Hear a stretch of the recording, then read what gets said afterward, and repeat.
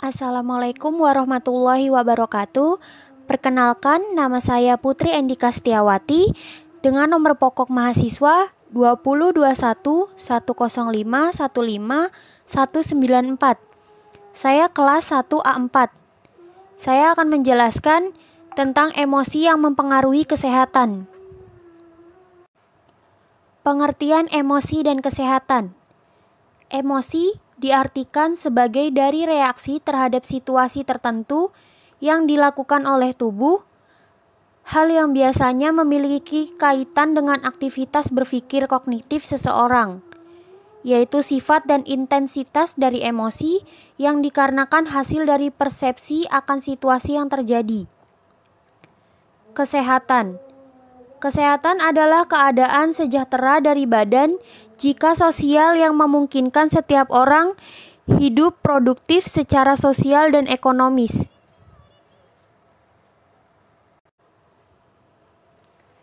Apa saja penyebab terjadinya emosi? 1. Stres, tekanan berat karena kesehatan, tempat kerja, keluarga, membuat kemampuan coping seseorang menipis.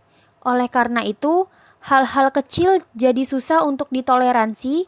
Inilah yang membuat orang menjadi meledak tiba-tiba. Kedua, depresi. Bagi sebagian orang, depresi tidak membuat energi jadi turun. Berbaring seharian melainkan merasa gelisah. Pikiran-pikiran yang mengganggu, tidak peduli, dan pesimistis yang mempengaruhi suasana hati. Alhasil, membuat seseorang menjadi cepat marah. Ketiga, hubungan tidak seimbang. Ledakan emosi biasa terjadi karena seseorang merasa diperlakukan tidak adil, entah dalam pekerjaan, hubungan percintaan, keluarga, atau pendidikan. Perasaan menjadi korban membuat seseorang menjadi sedih dan akhirnya muak dan meledak. Keempat, kesulitan dengan transisi. Transisi bukanlah hal yang mudah.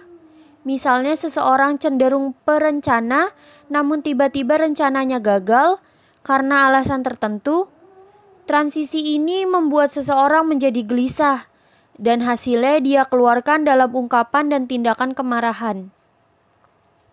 Kelima, perilaku intimidasi. Intimidasi dilakukan untuk membuat orang lain melakukan sesuatu sesuai dengan keinginan pelaku. Ketika orang mengintimidasi, Anda harus melihatnya secara lebih luas. Ini adalah bentuk kewaspadaan secara berlebihan, seakan dia siap bangkit dan bertarung.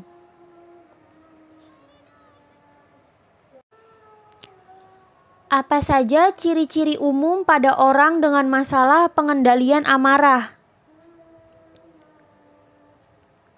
Pertama, kesulitan merasa tenang dan mengendalikan perasaan amarah. Kedua, sering bertengkar dengan teman, kerabat, atau rekan kerja dengan masalah yang sama yang memicu kemarahan. Ketiga, bertingkat cepat, kasar, terhadap masalah kecil. Keempat, memukul objek tertentu. Kelima, menuduh orang lain tidak menghargai atau menunjukkan perilaku negatif terhadap mereka. Keenam, memiliki rasa frustasi terhadap aksi segala argumentasi. Ketujuh, secara tidak sadar merusak objek. Kedelapan, marah tanpa alasan tertentu. Kesembilan, merasa sangat marah. Kesepuluh, bereaksi terhadap situasi tertentu. 11, sering merasa awas. 12, memiliki gejala fisik. Apa saja gejala emosional dari masalah pengendalian amarah? Pertama, depresi. Kedua, ada paranoid. Ketiga, frustasi. Keempat, gelisah tanpa sebab. Kelima, kurang tidur atau insomnia. Keenam, isolasi sosial. Ketujuh, mood swing. Berbagai cara memendam emosi dengan cepat. Pertama, tarik napas dalam-dalam. Kedua, berjalan-jalan sejenak sebagai cara memendam emosi. Ketiga, tekan titik tertentu di tubuh. Keempat, relaksasikan otot-otot yang tegang. Kelima, nyalakan musik favorit yang menenangkan. Sekian, terima kasih pembahasan dari saya. Wassalamualaikum warahmatullahi wabarakatuh.